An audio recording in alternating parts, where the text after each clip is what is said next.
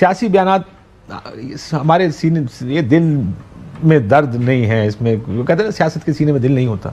मतलब बयान कुछ भी दे दें, अभी उसके बेचारे का जनाजा भी नहीं हुआ, वो थोड़ा इंतजार ही कर लें, सारे के सारे बयानबाजी। अब ये how do you see this?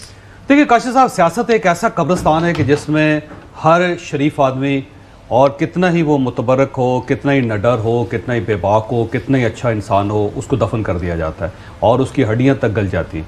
Unfortunately Arshad शरीफ एक जर्नलिस्ट था और नडर जर्नलिस्ट था, हमारा दोस्त था और हम उसकी इज़्ज़त करते थे और पूरी ज़िंदगी करते रहेंगे। वो, उसके बच्चे, उसकी फैमिली उसके साथ चलेंगे, जिस तरह आप सारी सारी रात या भट्टी साहब सारी सारी रात उसके घर बैठे रहते हैं। ये सब लोग चलेंगे, लेकिन बदकिस्मती ये हुई कि उसको सियासत की नज़र किया जा रहा है।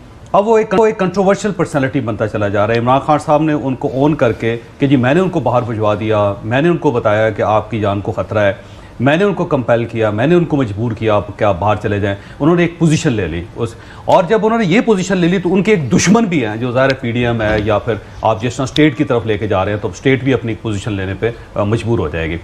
तो अब दूसरी साइड पे एक दूसरी पॉलिटिकल पोजीशन आ रही है। तो जब इस किस्म की पोलराइजेशन हो तो फिर डेफिनेटली पर्सनैलिटीज़ को नुकसान होता है, और अरशद शरीफ साहब के साथ ये जुल्म हो रहा है। एक तो उनको शहीद कर दिया गया, कत्ल कर दिया गया, उनको इस तरह मार दिया गया, या वो इस तरह मर गए, ये तो मिस्ट्री है। एक साइड वो है, और दूसरी जो उससे बड़ी बदकिस्मती है वो ये है कि एक शख्स जिसकी अभी मैयत भी दफन नहीं हुई, उसको आपने सियासत के कब्रिस्तान में गाड़ना शुरू कर दिया।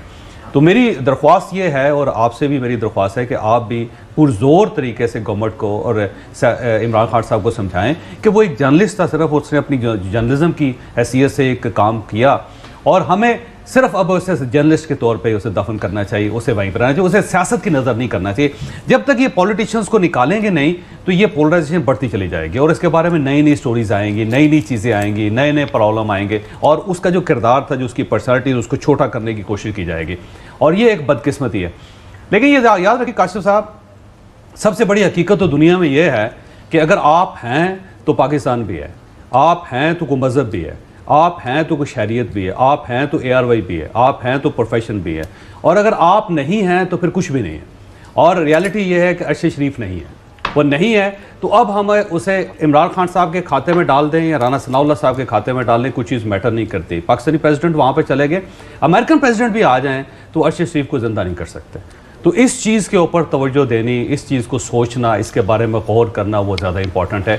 बाकी सब की सब पॉलिटिक्स है, और ये एक ऐसा गंद है कि जिसमें इन्होंने पहले गंद कर करके अपने आप को बुरा किया, अपने आप को बदनाम किया, अपने आप के कपड़े ख़राब किए, और अब ये बाकी जो लोग हैं उन सबको भी ख़राब करते चले जा रहे हैं कि जो जो इसकी जद में आएगा उसके ऊपर मट्टी डाल डाल के, उसको बदनाम करके, उसको बेइज्जत करके, उसको इस तरह उसके मुर्दे ख़राब किए जाएंगे। बिल्कुल ठीक है। बड़ी अनफॉर्चुनेट बात है कि ये जो सियासी बयान आते हैं भट्टी साहब, इनकी ज़रूरत नहीं है। अभी तो बेचारे को दफन भी नहीं किया। भाई ओनरशिप बहुत है, बहुत लोगों को तकलीफ है, ये ना, हम तो सारा दिन देखते हैं जब जो लोग आते हैं वहाँ पे, बहुत लोगों को तकलीफ है, मैसेजेस हैं, आप ट्विटर उठा के देखें। लेकिन इस पोलिटिसाइज होने की वजह से वो जो बड़ा मसला है वो मसला पीछे चला जाएगा, और वो है कि हुआ क्या, व्हाट हैपेंड। इसमें ये बयान कहेंगे, देखें जी इन्होंने ये कहा इस वजह से होगा, देखें जी इन्होंने ये कह दिया इस वजह से होगा। वी वांट टू नो कि असल में क्या हुआ है, कोई इन्वेस्टिगेशन, जो तहकीकाती कमीशन बनाए उसकी रिपोर्ट आए सामने, पता तो चले आखिर। केनियन पुलिस के 4 वर्जन में, आपको आज नया वर्जन आ गया जी हम पे फायरिंग की है, क्योंकि हर वर्जन में इतने उनके होल्स थे कि उनका अपना मीडिया नहीं मान रहा था कि जो आप बात कर रहे हैं वो ठीक है। लेकिन इसकी सिर्फ एक जर्नलिस्ट के कत्ल की तहकीकात चाहिए और कुछ नहीं चाहिए, सियासत की नज़र नहीं होना चाहिए।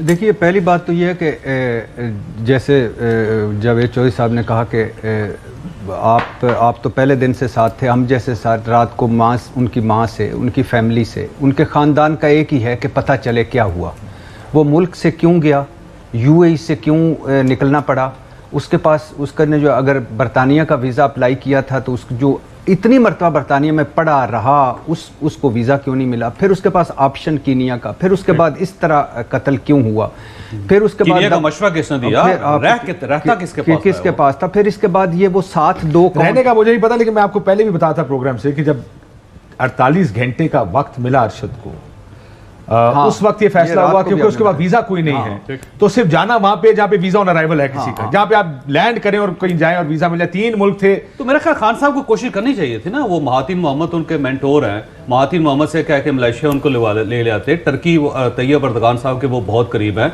टर्की उनको पासपोर्ट दे देता उस वक्त, इंग्लैंड से वो रब्ता करते, ब्रिटिश में उनकी अपनी फैमिली है वहाँ पे, उनके बड़े दोस्त हैं, उनके बड़े बड़े बिजनेसमैन दोस्त हैं। 48 घंटे वो सर 48 अगले 24 घंटे में अरशद फ्लाई कर गया था। 4-4 घंटों में दुनिया में पासपोर्ट्स मिले हैं लोगों को। अब ये तो खैर अच्छा, उस वक्त तो शायद ये था, मेरा जितनी गुफ्तगू हुई उस वक्त के टाइम कम है, यहाँ से निकलना है।